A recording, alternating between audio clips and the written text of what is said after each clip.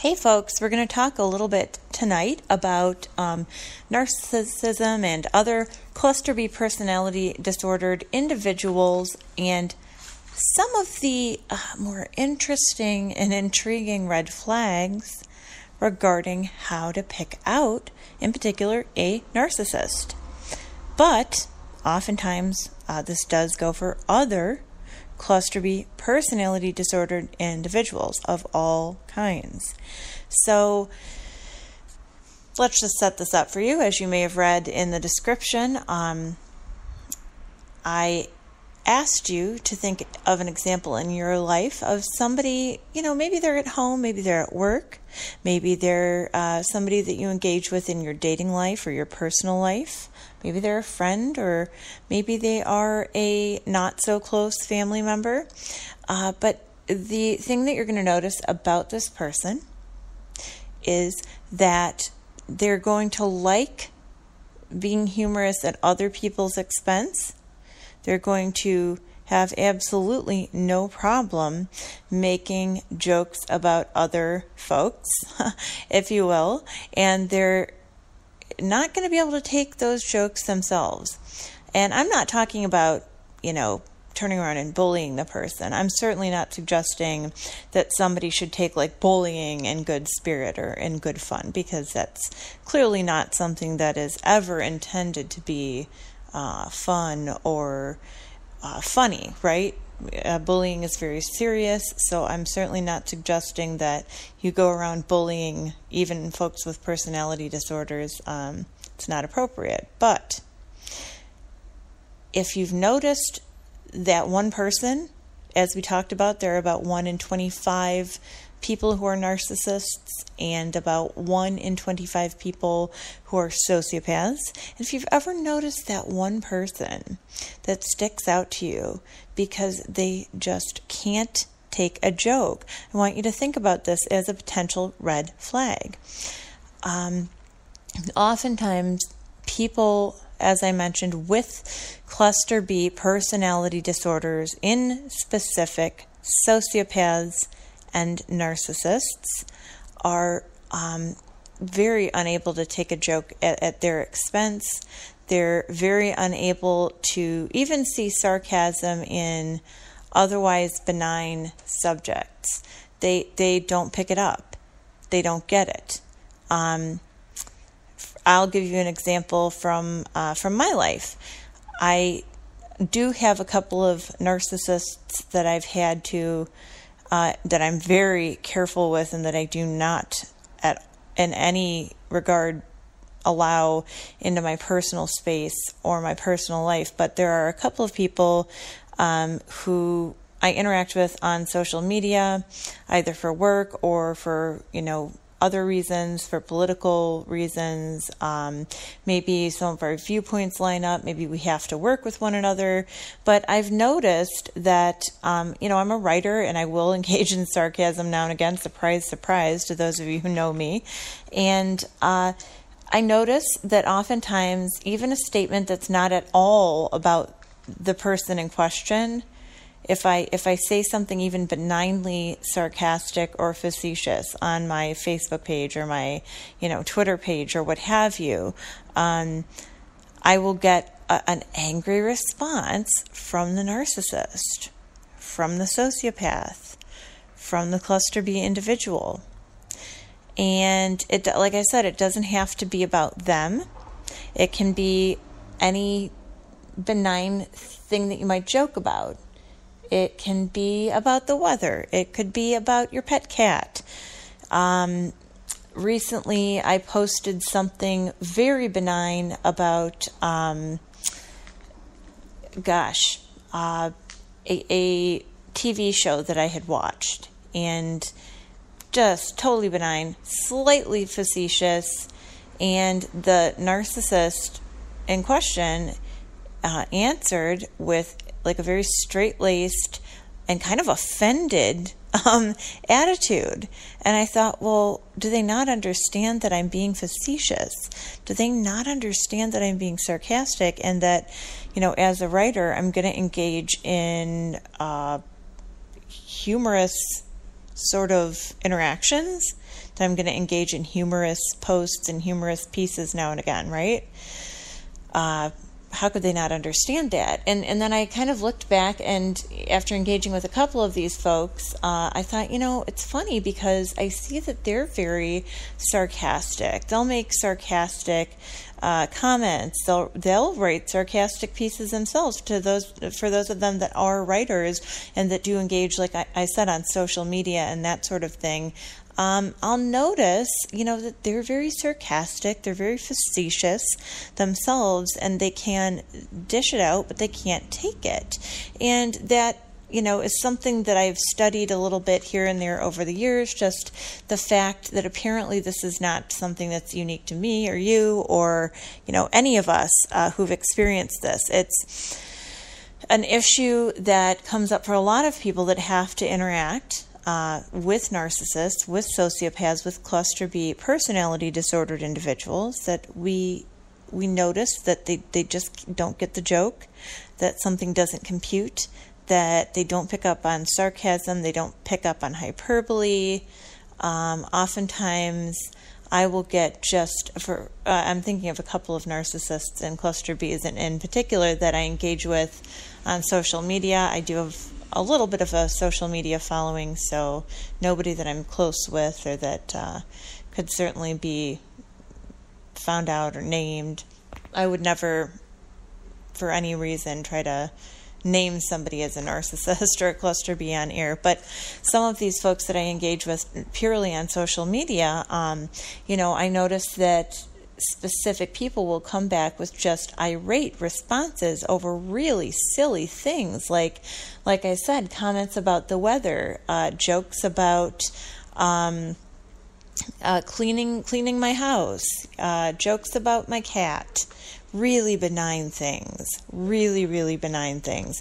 And I noticed that these people will come through, again, with just angry, upset responses that they cannot seem to digest that there is sarcasm or hyperbole at play. Apologies, there are some drunk people walking outside of my apartment right now being kind of rowdy, so I do apologize for that. But yeah, it's interesting that and it's not just, everyday people. It's not just you or I or somebody who isn't personality disordered. It's always the cluster B narcissists and sociopaths that do this. And why do they do this? I mean, there are many viewpoints out there on this. My personal opinion is that their quote-unquote jokes and sarcastic comments and facetious remarks and hyperbolic remarks are never just, one-off. I'm going to throw this out there into the ether because I was laughing about it and I want to share it with people. It's never that. It's always, I don't like somebody, I'm trying to upset somebody, this is directed at somebody in a serious way. And it's always about envelope pushing. They're always pushing the envelope. They're always trying to insult somebody, hurt somebody. And when it comes to social media in particular, folks, they're always trying to say something without calling a particular person out. They're trying to say something that will upset and kind of triangulate to a certain target and just really hurt somebody. So I think that even if they use sarcasm themselves, they don't honestly get it. They don't understand it. They don't have a full and complete comprehension of what it means to be sarcastic, to be facetious, to be hyperbolic in the name of telling a joke, in the name of making somebody laugh or making somebody feel good or just, being silly. They don't get it. They don't understand that. They only do things that further their end game. They only do things that further their causes, whatever they may be at any given time. And I feel that they really have a problem with anybody else who engages, in sarcasm, in facetious humor, because they are assuming that, oh my God, what if what this person said about their plant their flower bed, their cat, whatever, is geared toward me and is insulting, well, I'd better attack back. I mean, is that a sane and rational way to think? I'm going to guess that you're probably answering hell no to that. It's absolutely out of the realm of normal and acceptable and mature and appropriate. And so for those of you out there who've experienced this red flag, who are just kind of sitting there going, okay, this is weird. What does it mean? I don't quite get it. Why does this person keep responding so poorly to me? I've never said anything or done anything to them.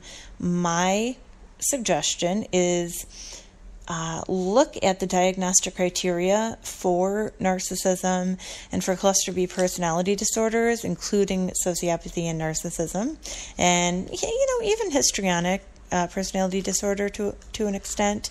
I want you to look at that diagnostic criteria, and again, we're not out to diagnose anyone, but if you look it over, you may notice that the person in question displays, say, 8 out of 10 of the major signs. And then you can kind of say, okay, for your own information and not for the purpose of diagnosing, you can say, all right, I think I'm dealing with a narcissist here, or I think I'm dealing with a histrionic, so here's how I'm going to proceed with this person.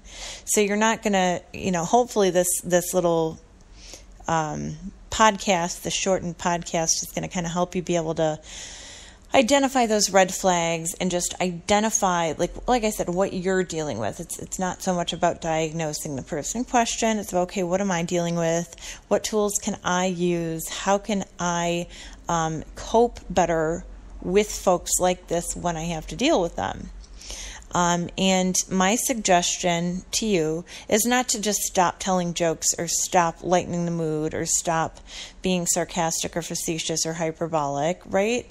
Because life isn't straight-laced and boring and, shitty. It's not. It's not. So in the interest of not making your life and the life of people around you completely boring and unpleasant and shitty, I would suggest that you just go ahead and say what you're going to say.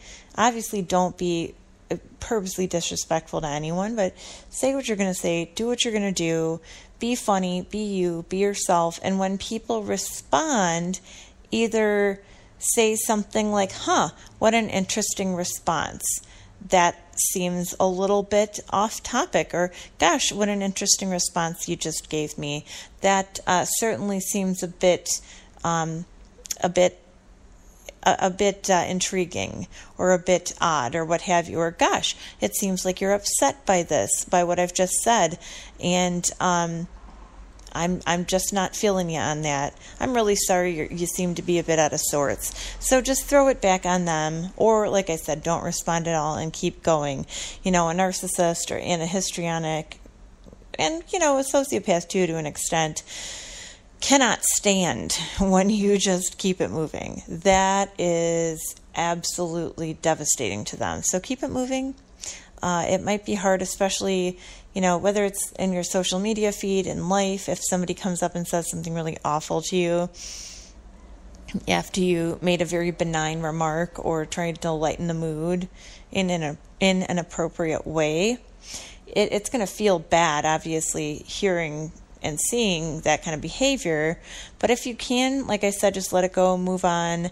Don't connect with it. And if you can possibly, if you have to respond, like I said, saying something like, gosh, what an interesting thing it is that you just said.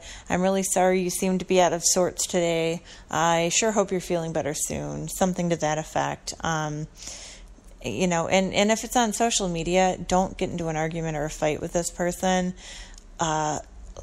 What usually happens on my feeds are that the person who gets up in arms about some ridiculous thing gets squashed by all of my followers and just absolutely gets called out and told to grow a pair, basically, essentially, to just get past it, get over it, and quit being so goofy. So let your friends handle that one. You don't need to engage. I'm sure you'll be there for your friends when you see ridiculous things posted on their social media pages as well.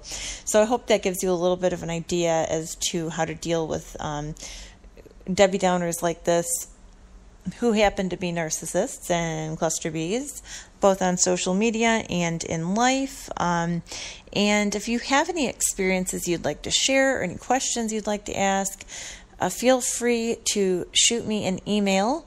I did list my business email address on my previous podcast to this one, and I'm going to read it out right now. So pause if you need to go grab your phone, if you need to go grab a paper and pen. Okay. It is Trinity SS Wellness and Consulting at gmail.com. Okay, Trinity SS Wellness and Consulting at gmail.com.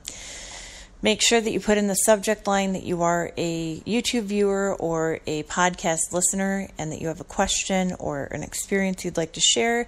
And within the body of the email, please make sure to include whether or not you would like for me to use your first name or your first name and last initial, or whether you'd like to be considered anonymous, or if you'd like for me to come up with a pseudonym.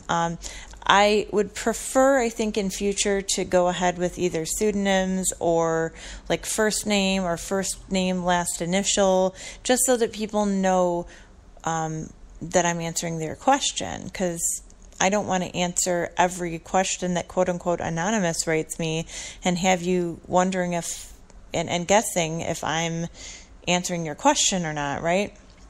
So let me know how you'd like to proceed. I think those are 3 pretty good options. And, thanks for tuning in. I really hope this has helped. Don't feel bad if those people around you that you, I guess, didn't maybe realize were cluster Bs or narcissists have been getting down on you. Maybe you didn't realize why. At least now you kind of do, or you have some idea of what might be going on and why.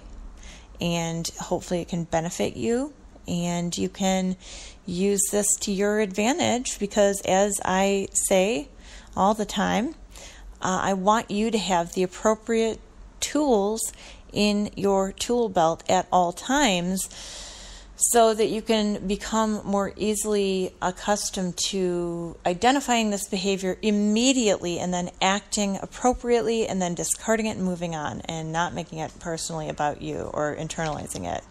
So folks, I hope this has helped. I really hope you have a wonderful, awesome, amazing, healthy, well, narcissist-free, cluster B-free day and evening. Be well, and thank you so much for listening.